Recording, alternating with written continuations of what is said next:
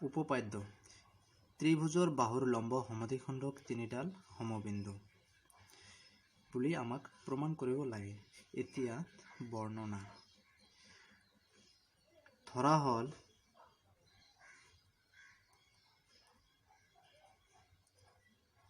Hall A B C ত্ৰিভুজৰ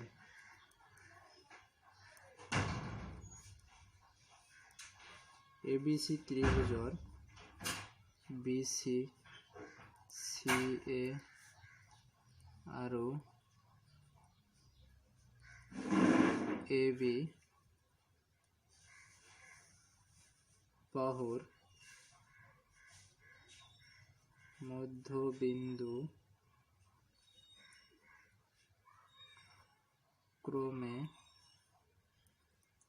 D E আৰু F তেনেহলে মধ্যবিন্দু কেইটা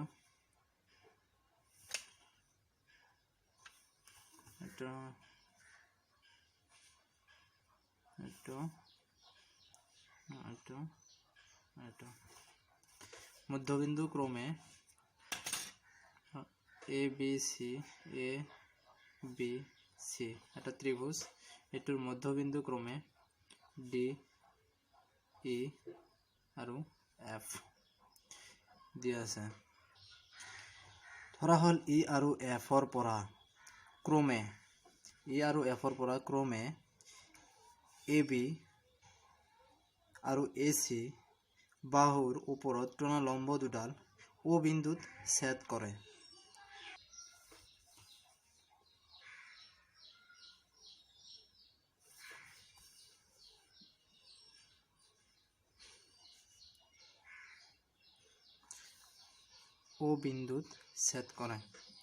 এতিয়া OD সংযোগ কৰা হল।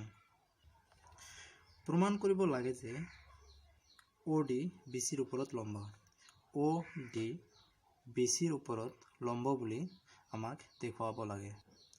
এইটো প্ৰমাণ কৰিবলৈ আমাক OA OB আৰু OC সংযোগ কৰিব লাগিব। অৰ্থাৎ OA OB OC সংযোগ কৰিব লাগিব।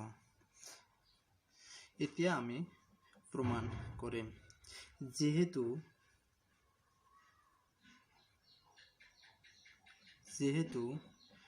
O C এৰ লম্ব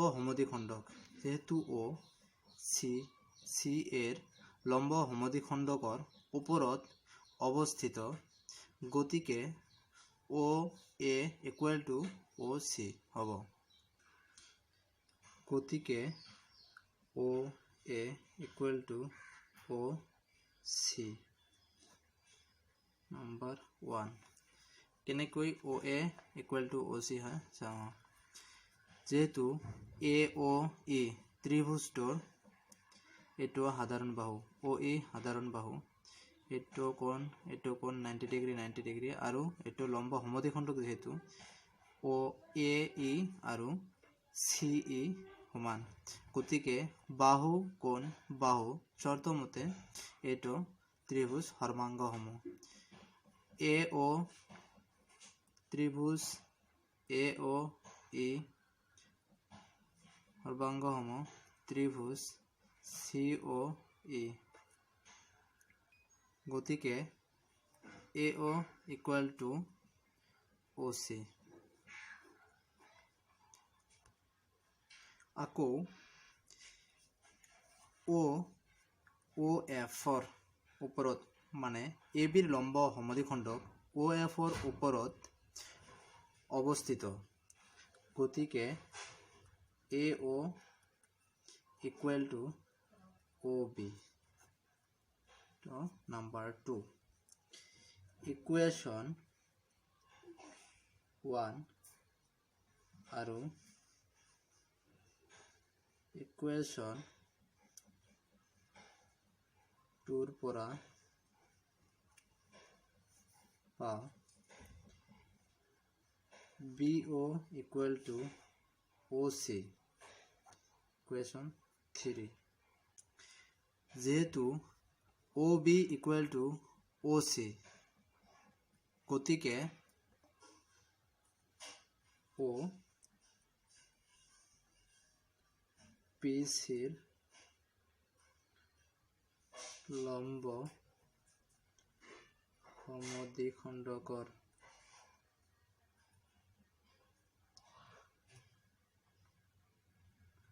কোণ ওপৰত অৱস্থিত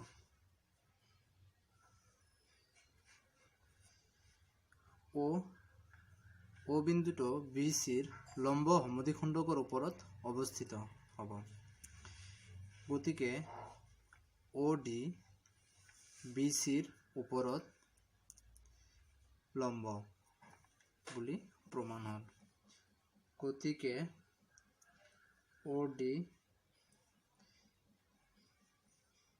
BCৰ ওপৰত লম্ব